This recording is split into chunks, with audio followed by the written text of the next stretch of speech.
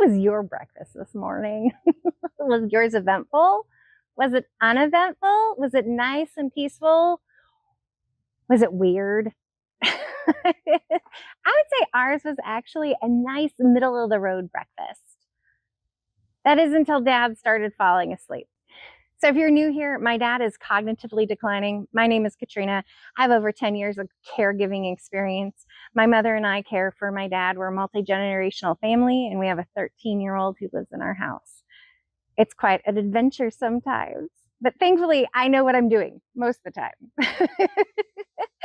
So this morning, my dad, he's turned on the coffee. We have it always set up for him. Coffee's always been his simple pleasure.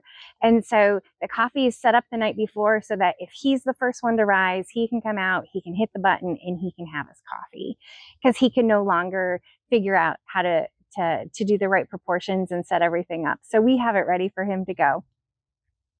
So he's already turned on the coffee. I'm starting to cook food. I'm starting to do everything. All the things you do in the morning, I'm starting to do them all. And my father starts to fall asleep. And he doesn't like just start to like nod off the way that older people can do. He's like falling asleep. And so I say to him, I'm like, hey, Dad, I just carefully put my hand on his shoulder. And I was like, hey, Dad, why don't you go back to bed? And he's like, no, I want to have breakfast and I want to have my coffee. And I was like, okay. So we go back to me cooking and doing what I'm doing. And he's watching Rocker Files because it's a good show. It holds up. It's something that we both can agree on.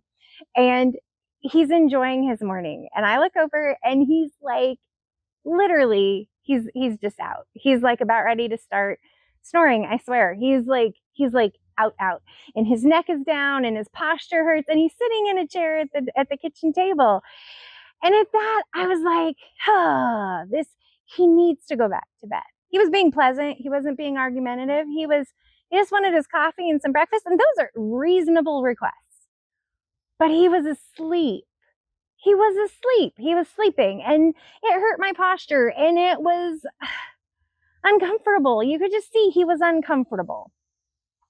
And so in this moment, I went into my toolbox, and the tool that I pulled out this morning was the tool that sometimes you use on a toddler. And it's that, and I do not mean that disrespectfully when I refer to addressing people of elder years or cognitive decline or traumatic brain injury in a way that would be like a toddler. What I'm doing is cognitively asserting where that person is at in that moment, and one of the best ways that you can relate with them. It's not a cut down. It's something that is just, it's real.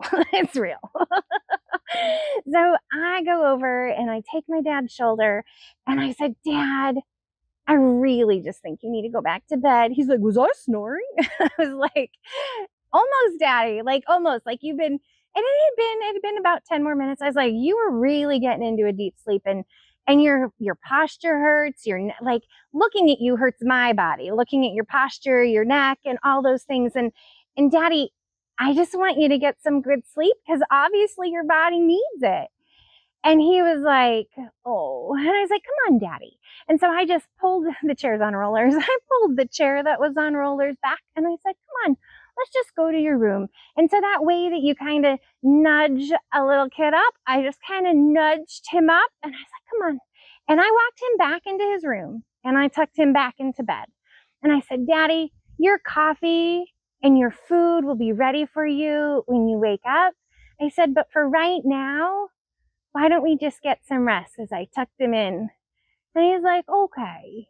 And he needed that love. It's that enveloping love, that kindness, that sweet spirit of not saying that something's wrong, not saying that anybody's bad, not any of those things that are negative, but it's really something different. It's that love that you want the best for the person in this moment, and then you help them physically get there. Because for whatever reason, if I didn't do that, I don't think he would have done it. So I offer you this story and this tool in the toolbox to pull out that so much of the time it's not a correction. So much of the time it's a kind nudging. It's that thing that when your mom used to love on you or your dad used to love on you when you were a kid and help you get to where you needed to go, that's what we get to offer our parents or our aunts and uncles or the people we care for in these care facilities, no matter where you're at. Or heck, if it's your children, do it with your children. It works with them too, I promise. My daughter, even though she is 13 and a half, there are days that I still use that. And you know what? She still thankfully just kind of bends into it as well, because who doesn't want to be loved and cared for? So I hope this tool will come up in your mind when you have the opportunity to use it. My meditation of my heart today is that this changes your day in a positive way. Thank you for coming, being filled. Go out into the world and overflow.